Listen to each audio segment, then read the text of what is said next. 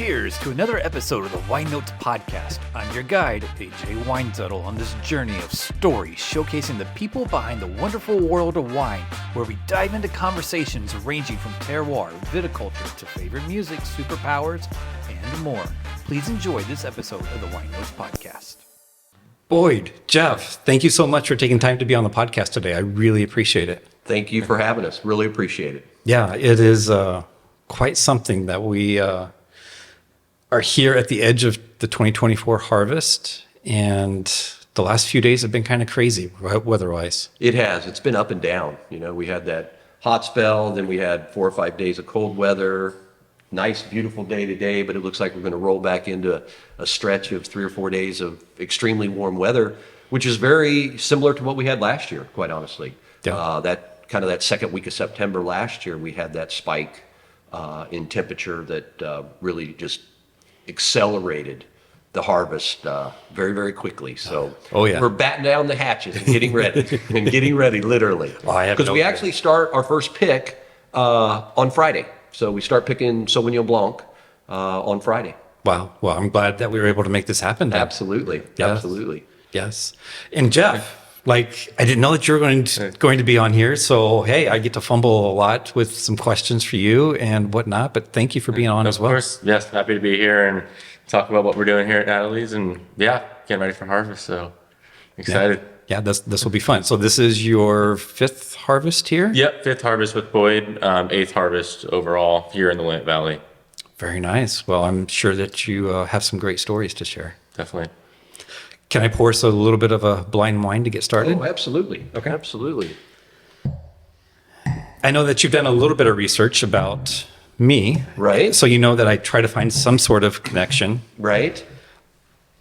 I will say this is a very loose connection, Okay. but I still think it's a little bit of a connection. Perfect. So you're aware, say whatever you want to say. You can say it's yummy. You can say it's yuck. You can stay silent. It is completely, totally up to you.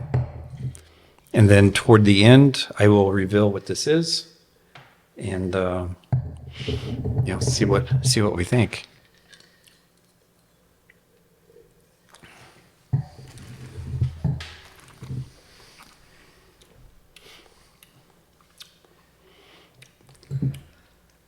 And I think this is the first time I've had 2 winemakers side by side blind tasting the wine. I've had husband and wife teams, Right.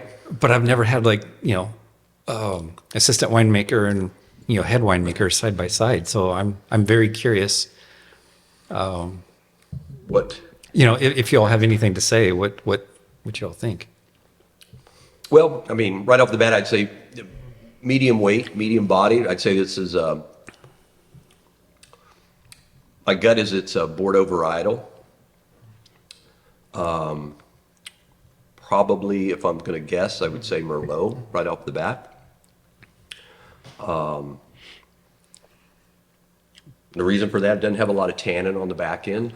Right. If it is Pinot Noir, it's from a very warm region of Pinot Noir. It doesn't have that characteristic of red fruit, so I wouldn't guess that. Mm-hmm. It could be Zin with that medium-bodied flavor that we get of Zinfandel up here, but I miss the white pepper in it. It's got more black pepper, which I think is probably some wood on the wine. What do you think, Jeff? Definitely going medium body. My guess is age-wise, the fruit isn't sticking out to me so much up front. Thinking it is a couple-year-old wine, or at 5+-year-old maybe. The fruit isn't jumping up immediately. So soft fruit, soft tannin. I agree with Merlot, but I think I'm gonna let it sit for a little bit and see if it opens up. I don't know when this bottle was opened or it was. It was open about an hour and a half ago. Okay. But it's there's a good chance it will still open up as we talk. So we'll see how things go. Definitely getting some cooler climate characteristics out of it. Not so much fruit, a little bit more vegetalness on the back. So whether it's a bigger red, maybe from the Dalles, or from the Willamette Valley, maybe. Yeah. Okay. All right. Well, find out here in just a little bit. Exactly. Yeah. Exactly. That's the beauty of wine, though. What is one picture to one person is a different picture to another person, and there is no right answer. Exactly. And that's what I really like about wine, and really enjoy about sharing wine, especially with food also, is how it can really change the dynamics of that wine. Right. And we really try to focus here at the winery on showcasing food and wine. So when you do come to a tasting, it automatically comes with a charcuterie board so that you can take advantage of that. And that really comes a lot from spending a lot of time in Italy, Greece, Spain, things like that, where when you go into these smaller wineries and have a tasting, you would always have some sort of food component regionalized from that area to go with the wine, to really kind of see how it works. And we find it really interesting how you can just see the light bulb go on to a lot of people, and especially that younger generation. The light bulb go on when they taste the wine as a standalone and then have it with something that you've suggested to pair it with, how they're like, wow, I never really realized that. I thought I just ate the food and drank the wine. I didn't really see how those two, exactly. Yeah, it is. Exactly. It is absolutely amazing once that light bulb goes off for everybody. Oh, it's so nice. Yeah, So very nice. interesting. Very interesting. So going back a little bit to May 6th, 1999, it is your daughter's first birthday. Correct. And it's also the day that you got keys, to the property here. Absolutely, yes. It was a big day. It was a big day. That was a huge day. Was there like birthday cake involved? No, there was moving vans and lots of guys that I worked with that decided to help us move in and didn't realize that we were wedged on the side of the hill. So there were a lot of not so positive words said at certain times when the couch had to be carried in, or the TV had to be carried in. Yeah, I can imagine. I remember being younger and doing all the moving. You had to get out the beer and you had to get out the pizza just to like say thank you so much. Exactly. Yes. So no, it was a big day. It was a really big day. It was a day where we really had worked for probably 4 years, and it just kind of came to fruition, and it was exciting but also scary. Right. And it was beautiful because back then the valley was so small, as far as number of active wineries, the people involved, everybody knew everybody. It was a really unique community back then. I mean, not that it's not unique now, but it was very different. Right. It has expanded quite a bit over the years. There's still a tightness that's here. Oh, absolutely. And it is absolutely wonderful to see. Yeah. Oh, and if I remember correctly, you and your wife, Cassandra, you were in the car with the real estate agent looking at places, drove by this place and had a for sale by owner sign. Correct. And you just kind of tapped Cassandra on the leg or something. It was like, and then you came back and... Absolutely, yeah. We were looking at a place literally just up Shalem Drive here. Right. And he took us back down and dropped us off at the school where we had met him. And we drove back up and we drove in the driveway. And as you've seen, you can't really see the property from the road. Right. So we came over the crest of the hill and we looked at it and I told my wife, I really hope you like the house because this is the property. Right. And part of the reason that you really liked the property was for the walnut trees. Yeah. So what I had learned, over the years, so back in 95 when I got here, I started helping David O'Reilly and Peter Rosbeck start. Mm-hmm. And working with a lot of those old growers and getting to know that crew of people. They told me if you want a warm site, look for old walnut or an old prune orchard.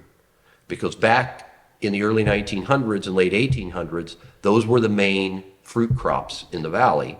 Mm-hmm. And those, because they're late flowering trees, were always planted on a warm site so that they could get the fruit ripe by the end of the growing season before the rains came. Right. This happened to be an old dilapidated walnut orchard that, and as of today, when you drive out, if you look, you can see the trees are geometrically lined out across the field. Right. Then it transitioned from that to a turkey farm. So like Stoller, there was a lot of turkeys, a lot of free-range turkeys in this part of the country, farming-wise. So as you drive out, you'll see those large barns down at the bottom below our property. Those are all turkey barns. Oh, wow. And then the farmer would run the turkeys up here after the walnuts had been harvested out. And Nice. that was what the farm was. And it's it's in due south facing, kind of an amphitheater bowl type approach, so warmer site. I think as we taste through our wines today, and stylistically, people that have enjoyed our wines over the years see that we're really going for a wine with a little more fruit profile, a little more structure, a little more richness to the wine. So obviously to produce that in Pinot Noir, and especially back then, in the late 1999s and early 2000s, we were a much cooler site or growing area than we are today. Right. So that due south facing bowl shape kind of heat concentration really helped us to move forward. So even back in those days, early 2000s, we were picking right at the end of September, 1st of October, not second, third week of October, which back in those days, that's when a lot of people were picking Right. Pinot Noir. So that's why the site, I told her, I hope you like the house. Well, that's amazing. I love that story. Just, and I had never heard about the walnut trees. So that's why I love doing all this. I learn so much. Yeah. So in a lot of these, so what they were, which kind of just to tag onto the walnuts is, so what the farmers did even back then, which I find incredibly knowledgeable, is that the black walnut tree flowers and leaves out earlier than the English walnut. All the money's in the English walnut. Right. So back then, they actually planted all this on black walnut rootstock and then grafted English walnut on black walnut rootstock. So that's why they would always go through and have to prune out the black walnut, because different than a graft like we have on grapevines here, Right. black walnut will grow through the graft. Where here, the grafted plant won't grow through the vinifera that you grafted onto the rootstock. Right. In a tree, it will. In a walnut tree, it will. So we still have trees down here that if I took you down and showed you the leaf structure of a black walnut Right. and an English walnut, you would always know the difference. But we have trees that are half black walnut and half English walnut. And we can harvest, when they fall to the ground, the English walnuts and dry them and use them as nuts. It's Wow. it's very interesting. That is very interesting. Yeah. Wow. I'm constantly learning more. Yeah. So, not that says a lot about wine, But no, something I learned over the years. No, Yeah. it's all I knew none of that when I started. right. And just to think about the fact of grafting trees. I mean, yeah, grafting vines, I get it, but I am so perplexed about grafting trees at this very second. Interesting. Well, shall we dive into one of your wines? Yeah, absolutely. Why don't we start out with the Pinot Noir? Okay. This is, I thought it would be nice to start out with our 2023 Pinot Noir. Jeff, why don't you tell them a little bit about what we do with Pinot and stuff like that while I pour the wine? Yeah, so from property here, we're just growing 3.5-4 acres of all Pinot Noir.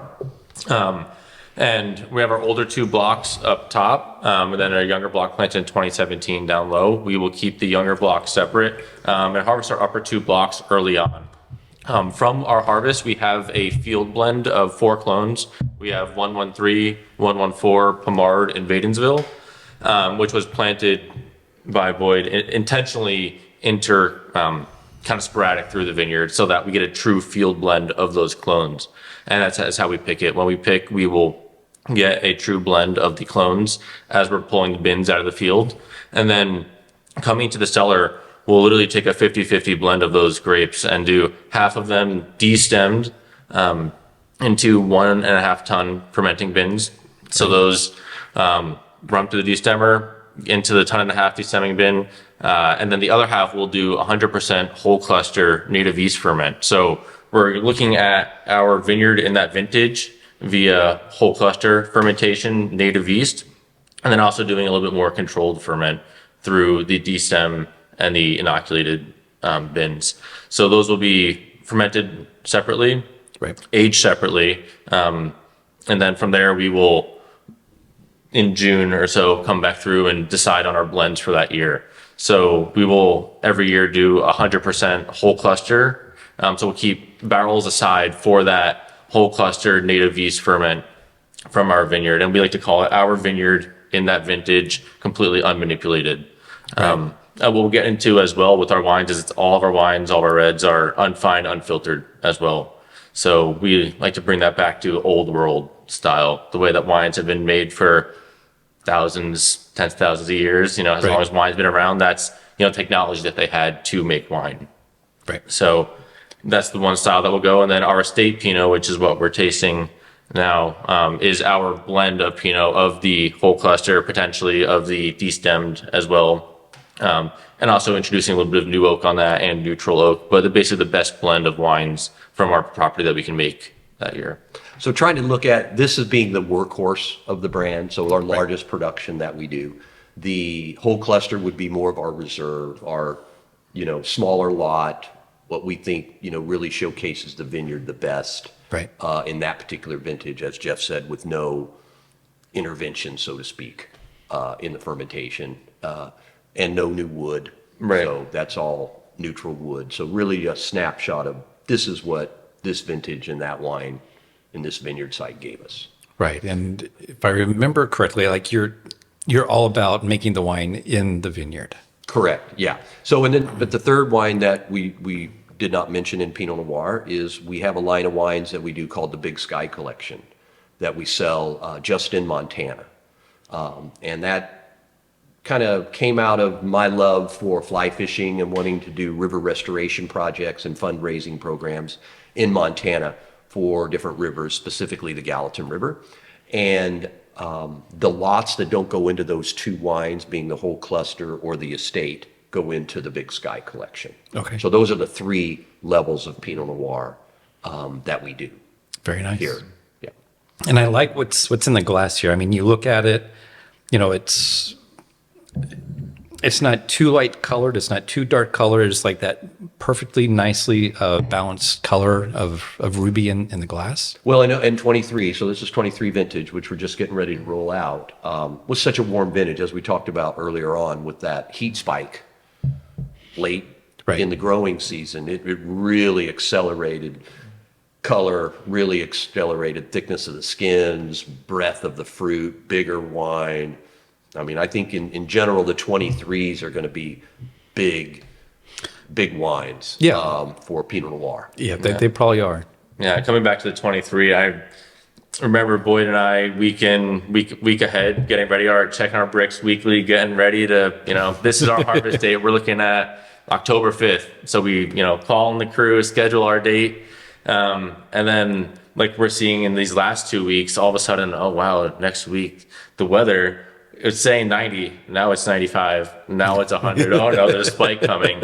And I remember seeing across the valley many colleagues that were, maybe saying that they're a week, 2 weeks out, and then seeing that temperature spike, knowing this weekend is go time. Yeah. And I feel like early on at some of the earlier ripening sites, there was just a mad dash to get the fruit off the vine and get that picked after that big heat spike. I believe it was 2 days or so, 100 in a row, and yeah, brick shot through the roof and definitely.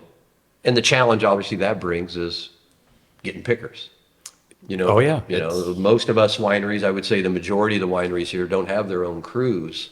Consequently, you're relying on your farm labor, and then it's a mad dash to get the crews, and everybody wants to pick on the same day because everything's ripening all at once instead of this more spread out thing that you're used to. Yeah. So we're hoping that, we get through this heat spike this week. Right. The temperatures on the 10-day look good, back to what I would call more of a normal cycle. Right. That'll slow things back down, and we can get into a nice rhythm of picking throughout the valley so we don't have that just mad swarm. Yeah. I'll keep my fingers crossed that it's... Please do. Please do. The one beauty I will say this year, the yellow jackets are not near as bad as last year.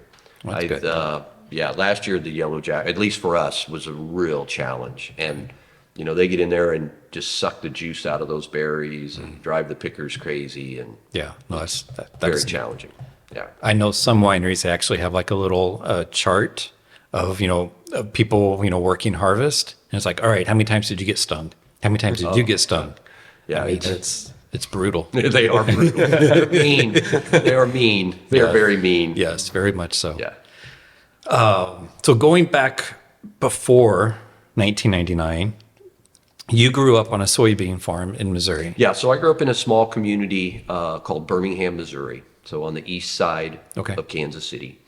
And down in what they call the West Bottoms. And I grew up in Jefferson City. Okay, so so in that area in Birmingham was all soybean fields. So my dad's father and his mother were soybean farmers in that area. So we lived in that community, did that. Unfortunately, like a lot of things that happened over the 70s, farming went from family farming to corporate farming, right? And things changed. But we lived in that community and helped out with other local farmers until like a senior in high school. Then I moved to the Kansas side and lived in Lewisburg, Kansas. And then from there, transitioned to K-State. And then when you went to K-State, I think you told your mom, there's no way in heck I'm ever living on a farm ever again. Exactly. We're never going to have a garden. We're never going to have a big yard. We're never going to have any of this. Right. Exactly. So I went, my goal in college was, like a lot of people back then, took an aptitude test and said, oh, you would be good at this or you would be good at that. You go to the counselor center and they have you take the test and so it said sales and marketing. I said, right. Boom, that's what I'm going to do. So I interviewed and got a job with Gallo. So started with Gallo, having that little bit of ag background, getting into Gallo in their management and marketing program in Denver. So that's what I did right out of school, and I started with them in '89. Nice. So what did your mom say when you bought the property? They laughed. So did my dad. They laughed. I'm sure. And it's like everything I think in life, you kind of come full circle at times. Right. Everything you hate, you end up thinking you love. Yeah, I think there's like a certain amount of comfort to it. Yeah. Right. It's like you grew up with it and you're just used to it, and like I have a 15-year-old daughter getting ready to turn 16 in a couple months. And, she's like, I hate that. And like, stop doing that. And like, oh, come on. That when you grow up, you'll be doing the same thing. No, I won't. Exactly.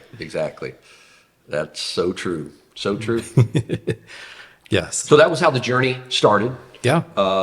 With us, and spent time in Denver. Was there for about a year and a half. And then they moved me to South Florida. Yeah. And I went to work for Premier Beverage, which is now Breakthrough, but one of the big guys. And that was really where the wine bug bit. I was lucky enough to go in a big house down there, a big distributor. Right. And started on a wine-only team that sold the entire portfolio from Gallo to Duckhorn, Matanzas Creek, Camus, St. Francis, Sequoia Grove, Saintsbury, and then we had a great European book. We had the co-brand book, so we had Taittinger, we had Jadot, we had the Drouhin book, we had the Banffy book, we had the Palm Bay book. So we had a big book. And that was really where I got exposed to what I like to say the greatest minds in the wine business. Because Miami was a very important market to a lot of high-end brands, especially European brands. Right. And back in those days, and I would assume it's probably similar today, but back in those days when they came in from Europe, they would start in New York, then they would go to Chicago, San Francisco, LA, Miami, and then home. And that was their route, right? So I got day after day of spending time with winemakers, vineyard people, marketing people from all these great historic brands throughout Europe. And that's where, and sitting with them and tasting wine and hearing the story and the history, that's where it really that was the springboard. That was like, okay, I'm going to open this door. Right. And then there's 7 doors. Yeah. Okay, I'm going to choose door 3. Open door 3, my God, there's 7 more doors. And then with the distributor, I got to start to travel to these places and meet people. And that was just, I was so thankful. I can only imagine. I mean, I love all those options indoors. That's what I love about wine. Yeah, it was fun. It was a fun time. You know, I was in Miami in the 90s. I mean, so Miami Vice was on. Yeah, I was there from 1990 to 1994. Right. I came here in 95, so through 95. I mean, it was the sweet spot of the Miami days, Boca, Palm Beach Island, Fort Lauderdale Beach. I mean, all that was like on fire. I can imagine. So it was also in 94 that you met your wife, Cassandra. Correct. In Miami. Correct. And then we ended up getting married. Yeah. My wife's originally from Southern California, and she was doing the corporate thing also. So she had moved to Miami so she worked for American Airlines Sabre, which was the computer division of American Airlines. Mm-hmm. So she had her master's in international marketing. So she worked out of London and did Europe and Africa for reservation systems, setting those up. Then for 3 years, then she moved to Miami and did Central and South America. I was working for Gallo. We met. Right. Decided to get married and wanted to eventually have a child, but wanted to get away from that bustle of South Florida, which it was a bustle. I'm sure. So I raised my hand to Gallo and asked them for a move back west. They said Portland. I mean, that's a funny story. So Bill, at that time, there was a gentleman named Bill Canine, which was head of on-premise sales for Gallo. And he was out of Atlanta. He called me to Atlanta. He had a big office, big desk. And behind his desk, he had the map of the U.S. And hey, Boyd, I hear you want to move. Yeah, he goes, what do you think about Portland? And I looked at him and I said, Bill, I want to go west. Why would I want to go to Portland, Maine? And he's like, no, what do you think about Portland, Oregon? I'm like, never even thought of it. Right. I mean, Portland was a spot in the road back then. Exactly. So I said, well, why? And he said, well, Gallo. So there used to be this man here that ran a company called Giusti Wine Company, Al Giusti. Al Giusti, at that time, Giusti Wine Company paid about 50% of the wine tax in the state of Oregon. He was the player for a distributor. Well, he was good friends with Ernest, because that was who Gallo sold their wine through.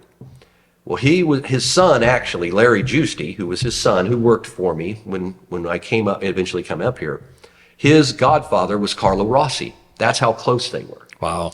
So when Al was getting close to passing, he went to Ernest and asked Ernest if he would buy his company.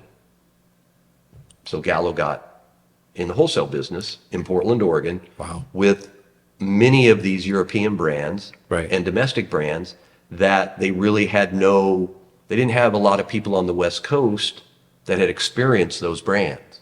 And that's why they wanted me to come up here, was I had these relationships and kind of knew how that game was played with those guys. And that's how I got up here to do the fine wine on premise and then do supplier relations for Gallo. Wow. Up here. That's amazing. Yeah. And then we went on to bring in the Paterno book into what was called Valley Wine. We renamed it after Giusti Wine. It was called Valley Wine Company. Mm-hmm. We brought in the Paterno book. We brought in the Empson book. We brought the Castella book in. So we really expanded that European portfolio. Those were good days too. Those were good days. But that was also a fun time because in 1995, when I got up here doing the supplier relations, that's when I met David O'Reilly. If you remember David O'Reilly from Owen Rowe, which used to be Shanann. Right. So in 95, Peter Rosbeck and David O'Reilly were starting Shanann over at Medici Winery just down the road, right by Bell's Up, next to Bell's Up.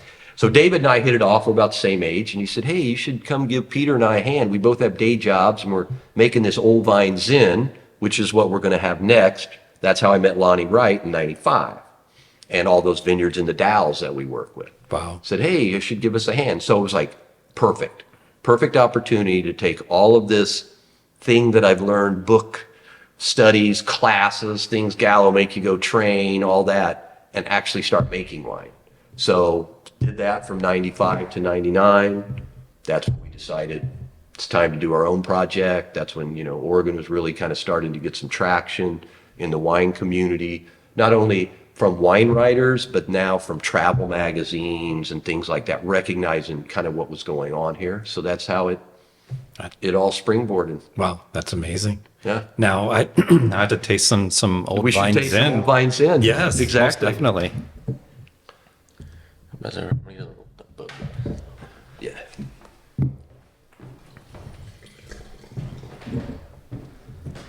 So yeah, for a lot of people who don't know, this vineyard, but the Pines Vineyard was originally planted, and this is from the original cuttings, our original plantings in 1895 to 1900. Wow. By the stonemason for the Catholic Church in the Dalles, a guy named Louis Cremini. Planted this vineyard, and for many, many years, he sold this wine to the Italian community here in Portland that worked in the shipyards to make their home wine.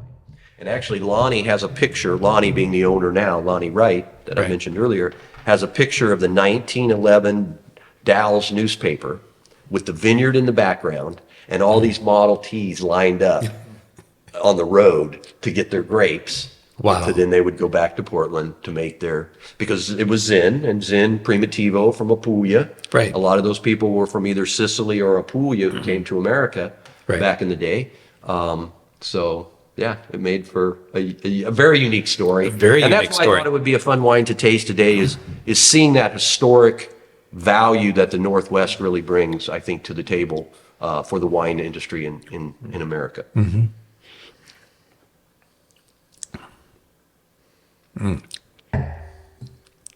You're talking about the on the blind wine. You're like, it could be a Zin, but I don't get all those peppery notes. You definitely get those peppery notes here. White pepper. Yeah. Because to me, it's not a spicy pepper. That's true. But it's yeah. that white pepper, which tends to have that aromatics and flavor without the heat. Right. Exactly. And so the vines that these came off of, how old are these vines? These are the original. The original? The original. So what has happened is it was a terrace vineyard like this. So over the years, there's been frost and freeze issues there. But how it was built in the terrace, the root ball and the core trunk is actually in the dirt. Oh, wow. So it's survived. Right. So you have it looks very spindly now, because if over the years it's froze and then they've had to bring suckers off of the trunk, because it's all natural rootstock, off the trunk back up the trellis. So when you walk down the row and you see the slope of the hill here where the trunk is, it's gnarly, it's like that big, but the things above the ground may only be that big. Because over the years we've had these freeze issues and they've had to pull suckers off the trunk and stuff like that. But this is from when it was planted in that early 1900, late 1800. That's amazing. Like phylloxera or anything has it's a lot of sandy loam over there. Right. So phylloxera has a real issue. I mean, I know recently there's been some discovery of phylloxera in Washington, and there was a theory, for many, many years that they wouldn't get it because of that sandy loam or lack of clay in the soil. This area is very sandy loam driven and stuff like that, so they haven't had a lot of issues with the phylloxera, knock on wood. Right. No, that's great. That's great.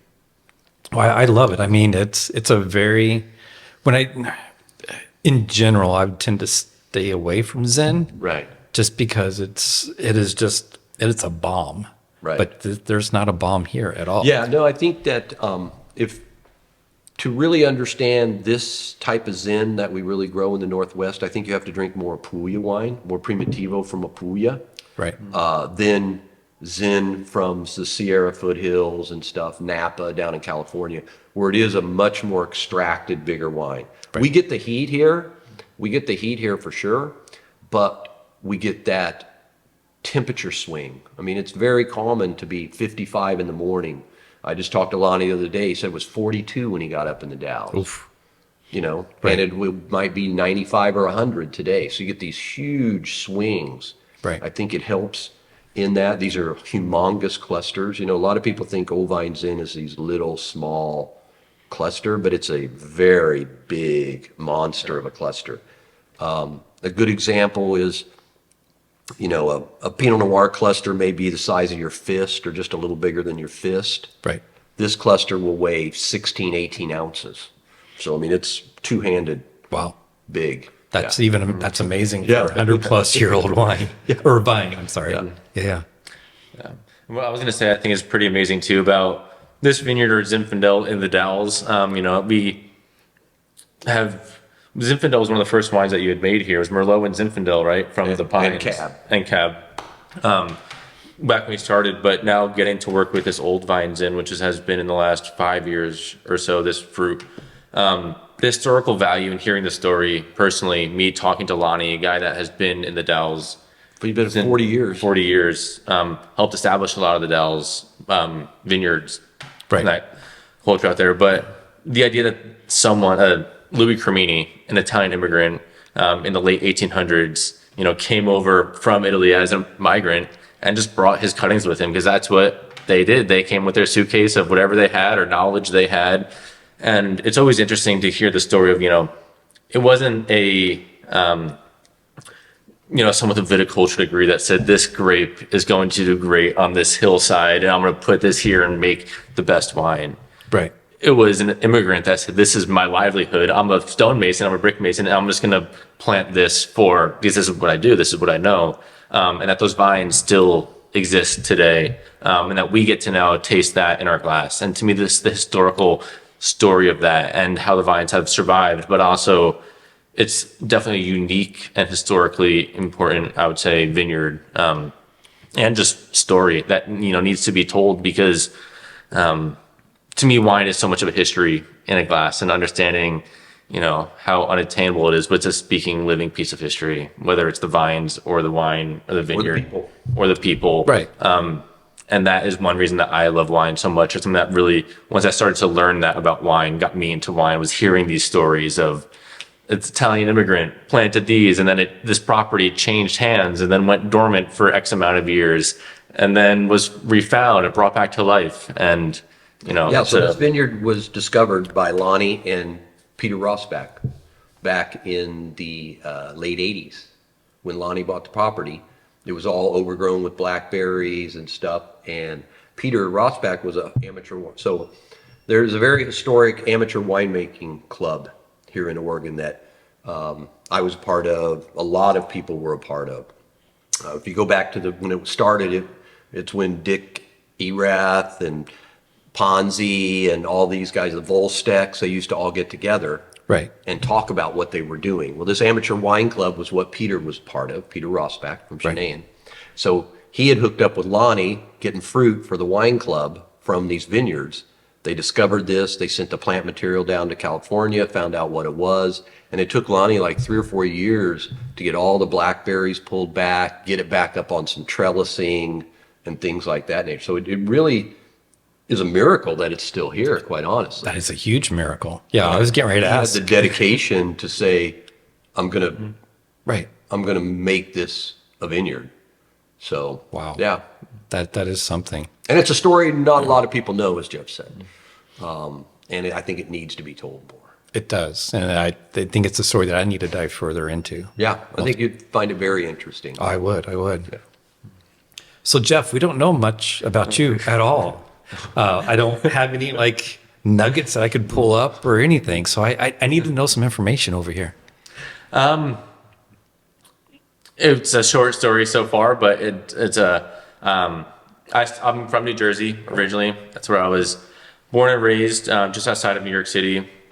Growing up, I loved spending time outside, but also educationally, I was very book smart and into learning, education. And in that route where I lived outside of New York City, finance was the route, wealth management. I mean, everybody where I grew up dreamed to go work on Wall Street. Right. And that was the noise that I heard, or at least the path I thought I was supposed to take growing up.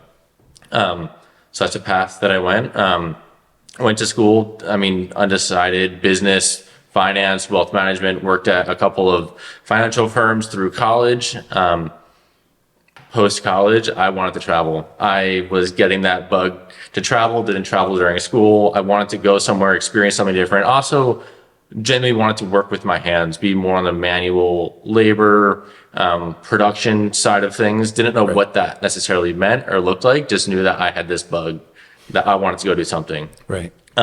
So after 4 years in college, I had basically looked online and said, I want to travel somewhere in North America and work seasonal work, get that bug out of me, and then I'll go back and kind of step back into what I was doing. Right. So basically looked on Indeed online. It was just in jobs all over North America. And one of the jobs that I happened to mindlessly apply to be quite honest, was a wine harvest here in Oregon. A week later, it was the first phone call I got and said, hey, this is X person from this winery. We'd love to have you come for harvest. This is your start date. We'll see you then. I was kind of like, great. I guess I'm going to Oregon. I guess I'll be making wine. I don't know what that looks like. I don't know what that means. Right. I really, growing up, my familiarity with wine was my dad would have one glass of wine with dinner every night. And he would give me a sip and great. That was it. I knew nothing about wine, nothing about Oregon. But to me, I saw this adventure that I was looking for ahead of me. So that was late 2016. So I came out here in 2017. And I actually came out. I didn't know harvest was in the fall. I just came out because I thought we were making wine. So I was like, great. Which I actually came out in May and ended up working the bottling line all summer long. So it was 10-hour days every day, just bottling. I was like, when's the fruit coming? When are we making and I'm sorry, short. Ended up getting into harvest, loving the bug. I wouldn't say I got the wine bug immediately, but the work was so interesting to me. I was here on a manufacturing production, large volume, custom crushed facility. I was at Tulsa Maple. Right. And I was, working in production, but just thinking numbers and thinking, all right, well, what does this cost? What's the business side of this? Is there maybe a future to be had? And then I went through harvest, loved the fast pace, loved the intensity of being around wine. That year at Tulsa Maple, there was 50 of us interns that came in, some from all over the world, some from South America, France, Italy. Got to hear their stories. I was like, why are these people coming from across the planet just to make wine? What's this whole thing about? Really interested me. At that point, I decided, I really like it out here in Oregon. I loved the wine community, loved the idea of being out here. So I had gotten hired on full time to work in the cellar at Tulsa Maple. And I would say 2 years or so in of working in the cellar, just production, cellar work type job, I really got the wine bug. I was exposed to a couple of Pinot Noirs that made me they kind of blew me away. It was kind of, that one wine was the aha moment, but there were a couple wines that were like, this is really interesting. I want to know more about maybe the science, but I didn't want to go back to school. So I didn't want to go back and get a enology or viticulture degree.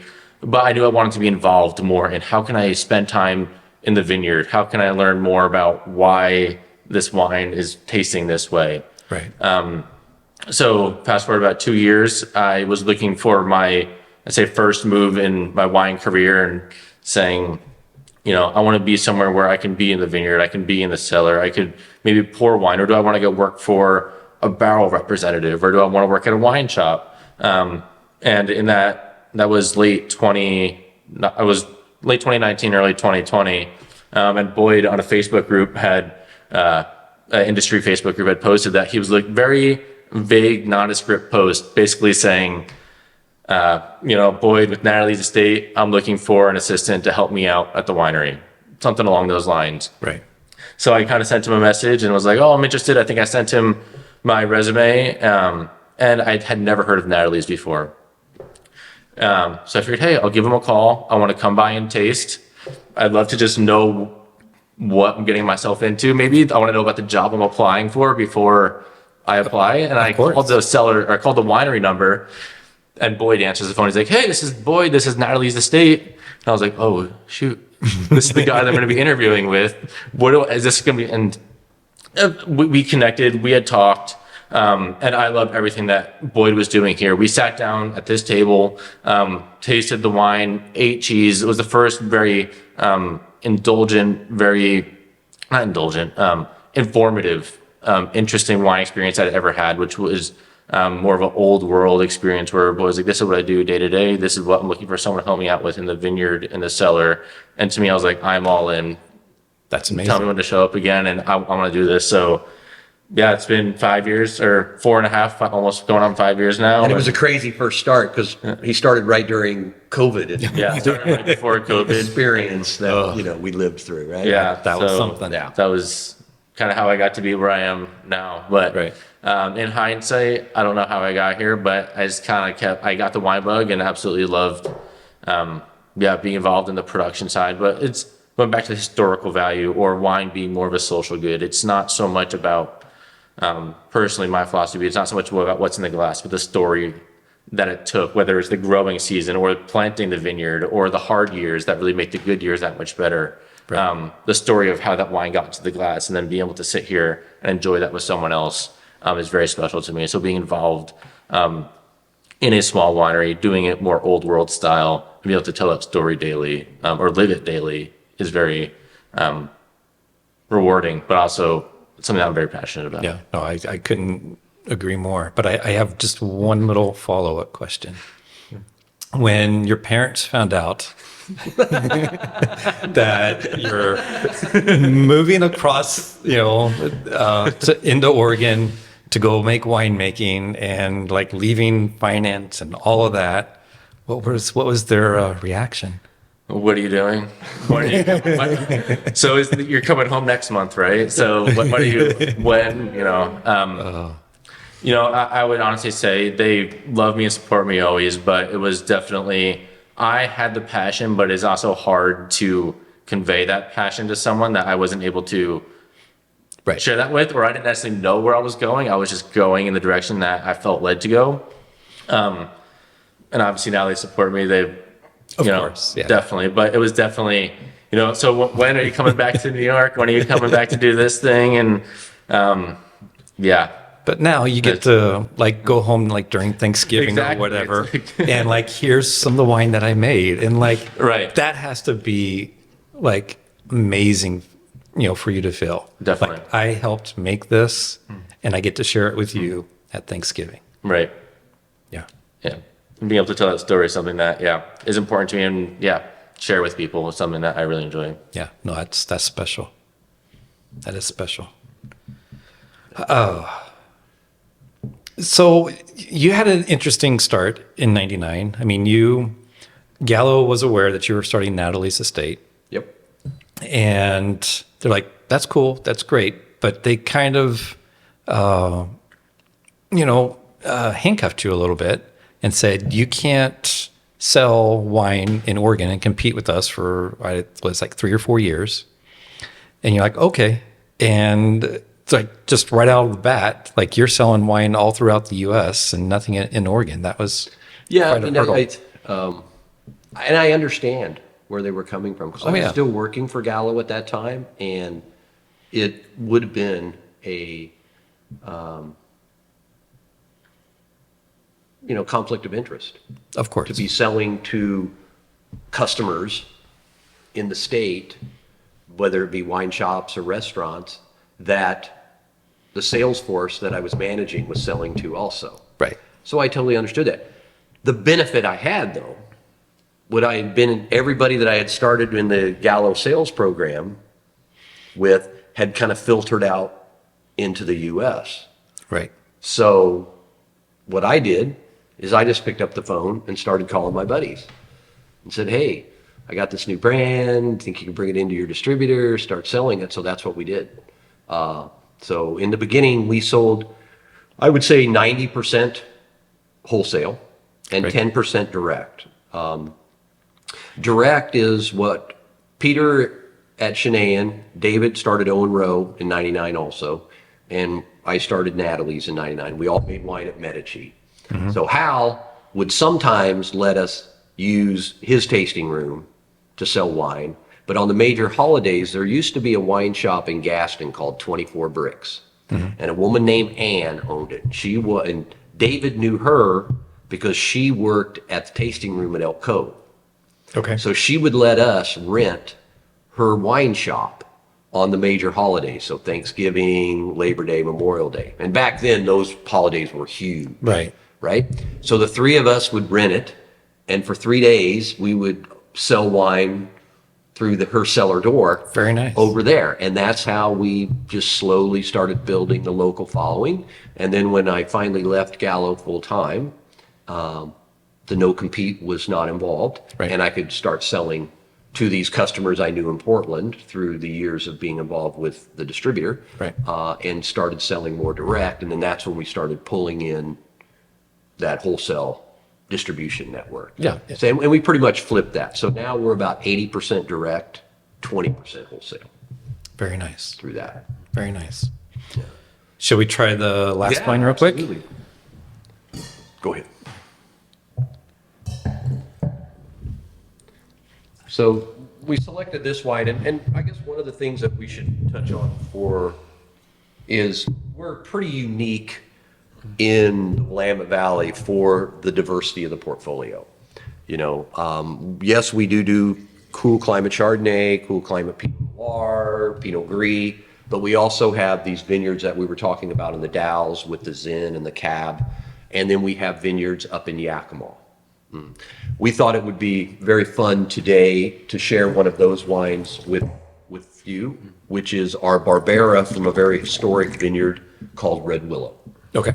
Mike Sauer and the Sauer family have been landowners. His wife's family homesteaded this area in western Yakima. So point of reference is it's in the middle of the Yakima Indian Reservation near White Swan. So basically at the base of where Mount Adams comes down into the Yakima Valley.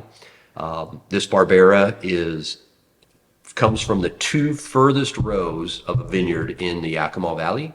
And if you go on the website of Red Willow Vineyard, there's beautiful pictures of the wild horses running through the vineyards and things of that nature. But Mike Sauer started this in 73 with David Lake, who was the first master of wine in the U.S., was the founder and owner of Columbia Winery back in the day, and they were dear, dear friends and planted a lot of the first cuttings that were planted in the state of Washington.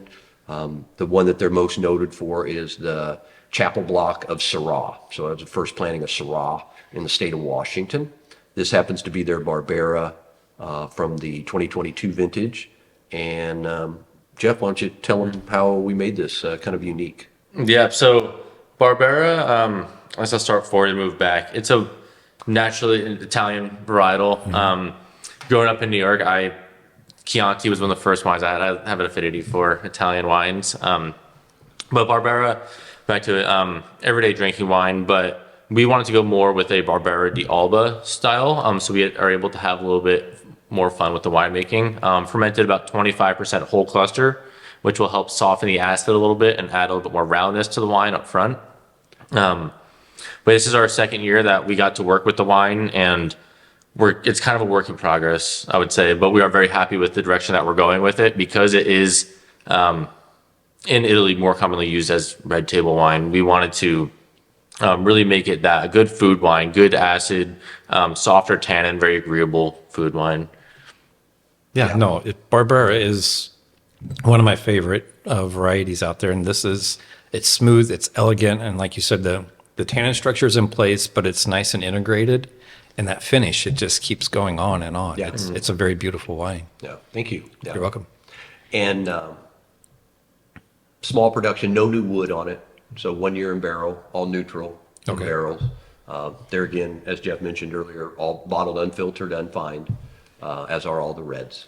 So really trying to not strip away that mid-palate mouthfeel by doing a lot of filtration and stuff on the wine. Yeah, no, it's very nice. And something I want to add too, just about Natalie's in general, our diversity of our portfolio, but also it's very fun to be able to work with Barbera. So many people here in Pinot Noir country, come in, but maybe want a bigger red or aren't used to bigger reds or are used to bigger reds, but not used to Pinot. I find this Barbera very much a transitional wine, being a true, I would consider medium-bodied wine. Pinot Noir drinkers love it, even though many people have not heard of it, or I'd say increasingly over the last couple of years have started to hear about Barbera and enjoy it. But I find that Pinot Noir drinkers and Cabernet Sauvignon are bigger red drinkers like it the same because it is a very diverse wine. And it's a great talking point, not talking point, but lesson, a talking point for us to be able to have in the tasting room with people. Because one thing that I'd say Boyd has taught me that I have also been able to share with people in the tasting room or the wine history is the educational side of wine. It's not always so much about the talking notes or, the growing notes or how the wine was made. Because I feel like for a lot of your younger consumer or average consumer, my age people, that just goes right over our head. But being able to talk about a wine with the food and understand that, wine is a diverse range. And there's many spectrums that we you typically fall into based on region. But Barbera to me is something that gives us flexibility or a talking point to be able to educate people on. And I feel like that's very important for us is the educational side of wine, and be able to work with this grape is, I feel very lucky to be able to share this with people, especially in this region. Yeah, no, I totally agree. I love it. And you hit it spot on. I mean, I think Pinot Noir lovers enjoy a Barbera. And then also, your bigger, bolder wine people also love a Barbera. So it's a nice when those two can have Meets in the middle. Yeah, right. I was going to say a common ground, because cab lovers don't want to go down to a puny Pinot Noir, and a Pinot Noir person doesn't want to go up to this big old cab. So yeah, I think the thing that surprises people the most is the mild tannins, because they expect a wine that's that big in fruit. Right. It's going to be massive in tannins. And then they swallow the wine and they don't get that really harsh, hard tannin. So it doesn't need real fatty things to mellow that tannin structure out. It goes very, very well with red sauces, pizzas, pastas, those kind of things. It goes great with cheeses, with charcuterie. It doesn't need a fatty sauce on a steak or a ribeye or something to cut through those tannins. Yeah. And that's what I think people love. They just don't know they love. And it's our job to explain that. Right. This is what you're going to see in this wine. This is why you're going to enjoy this wine, we believe. And these are the pairing things that we believe it will go well with.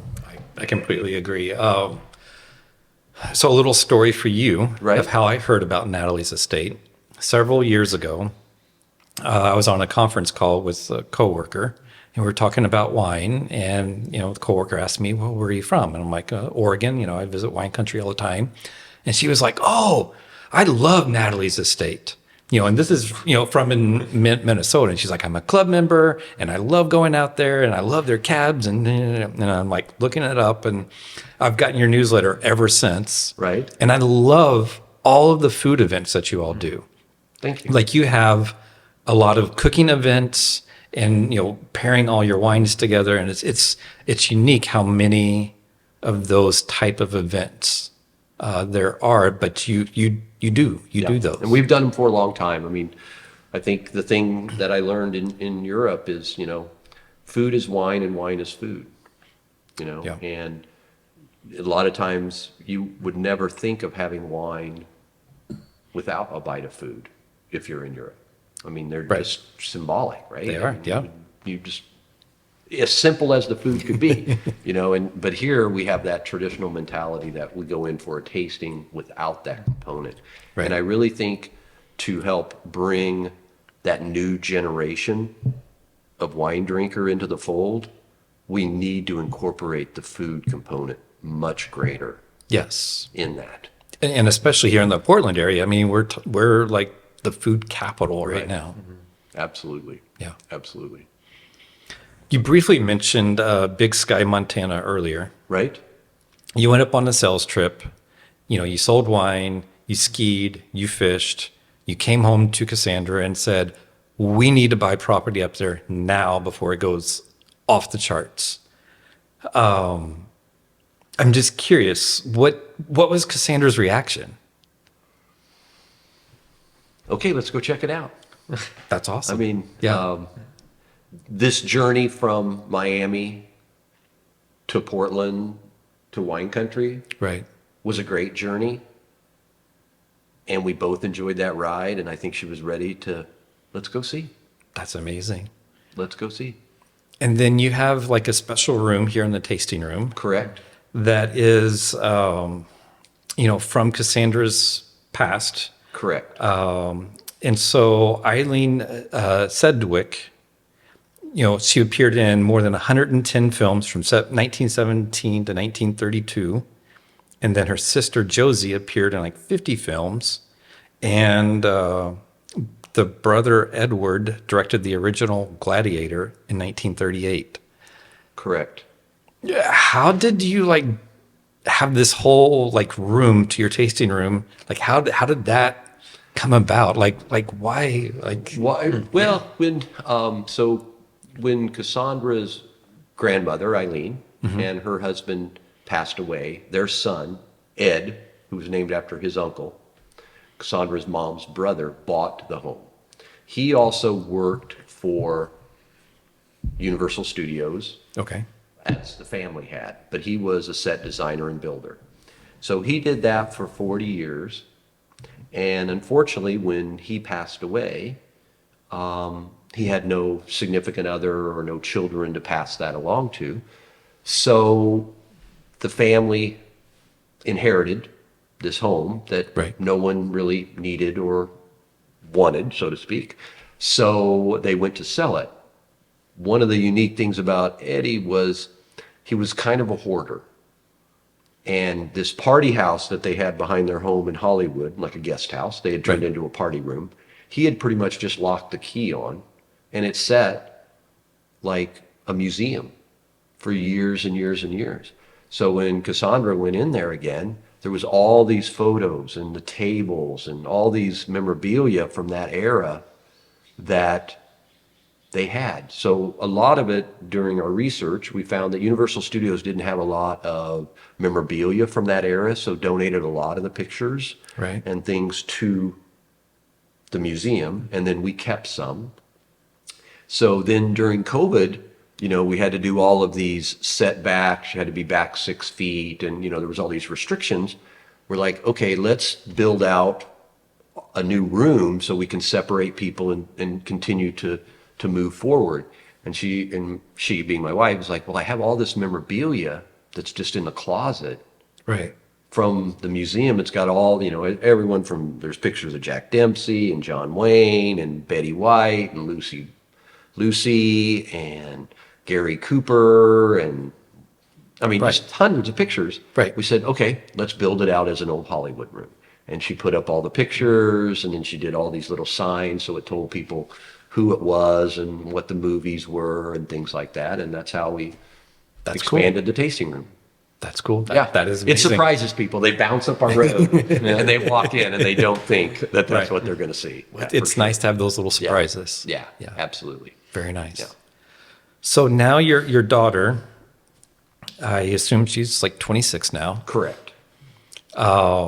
Is she telling you there's no way in Hades I'm going to live on a farm when she grows up? Yes, exactly. Exactly. Well, and she's got her own career path. I'm really proud of her. She got her undergrad and got her doctoral, and she's a doctor of pediatric physical therapy now for the Legacy Hospital. She works at Meridian Park. So she's doing a lot of good for a lot of young kids and babies that need it. So it's hard for me to say to like Jeff's parents did, what are you thinking? It's hard for me to say that. Well, maybe, at one point she'll cash in her 401k to chase a dream. Yeah, I know that story. Yes. I know that story. Yeah. Well, that's awesome that she's doing that. Thank you for asking. Yeah. That is very cool. So I have some rapid fire questions for the both of you, and then we'll reveal the blind wine and I'll get you out of here. Okay. Hey, we're no hurry. Okay. Favorite artist to listen to during harvest? The distemmer running. The Rolling Stones in the background, but mostly it's whether it's the press or the distemmer. Yeah. All right. There's side video. Yeah. That's a tough one. Okay. All right. Your favorite indulgent food? It'd be Italian food. I mean, Okay. my favorite wine region in Europe is Italy. I love the diversity of the people, the diversity of the wines and the food. So whether you're in the south, in Capri or the Amalfi Coast or over in the Marquez or up in the Piedmont. I just love that simple, healthy, organic, locally grown food. Makes sense. Yeah. Yeah. Pizza. Pizza. I could eat pizza one meal a day every day. That's Very nice. If you could choose a superpower, what would it be?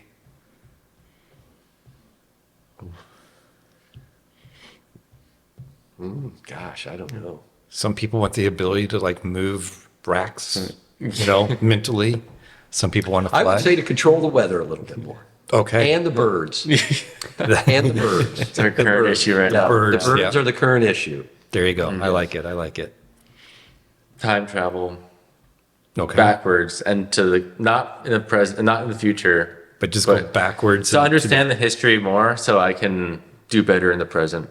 I guess I would say, or Right. really understanding why things were done certain ways, and then be able to apply that better to the future. It's the time travel backwards. I think that To would the help with present. the time continuum, right? Just having a little bit of extra knowledge to do better, but probably, the TVA, the Time Traveling Authority, Right. might come after Yeah. you a little bit. Harvest notes, are they digital or handwritten? Handwritten. Oh, we're all handwritten. Okay. And then School. I like it. The last book you read, it could also be like an audio or a podcast as well. It was called The Pioneers. It was about the people who discovered and developed Ohio River Valley. Interesting. That would be fun. Yeah. Yeah. The last book I read is called Chaos. So it was about basically the Charles Manson murders and the FBI developing in the 60s. Okay, so if we find some mysterious murderers happening, we know where to look. And we got that going. No, that's awesome. That's awesome. Yeah. Well, that's all the questions that I have. I really appreciate both your time, today. It's been an honor. Thank you. Well, before we close out, I want to know what We got to know wine the was. blind wine. Yeah. Jeez. I'd love to know what the blind Yeah. wine was. So again, as far as the connection, it's very, very loose. Did you want another I splash? want just a little shot. I got a little splash left here. Yep. Perfect. Thank you. You're welcome. Normally I try to, when I say personal connection, it's this person or whatnot, Right. but I was unable to do that. But, you have such great varieties here. So bringing a Cab Franc I'm from. from Michael Undine Yeah. is what I brought. 21 vintage, did it say? I think it's a 21. 21 vintage. Yeah, from Columbia Valley. Yeah. Well, thank you for sharing. Yeah, no, it's always fun to bring a little bit different stuff, and you all definitely have a lot of great variety here, and yeah. Yeah. Appreciate you coming by. Yeah, no, I really appreciate Thank it. you. It was good to Thank chat. you very much. Yeah, thank you. Yep. Thank you for joining me on this flavorful voyage through the world of wine on the Weinnotes Podcast. I've been your host and guide, AJ Weinzettel, and it's been an absolute pleasure sharing these captivating stories with you. But alas, like the last sip of a fine vintage, our time together must end. But don't fret, my wine-loving friend. The cellar doors of the Weinnotes Podcast will always remain open, waiting for you to return and explore new conversations, stories, and musings from the captivating people behind the magical world of wine.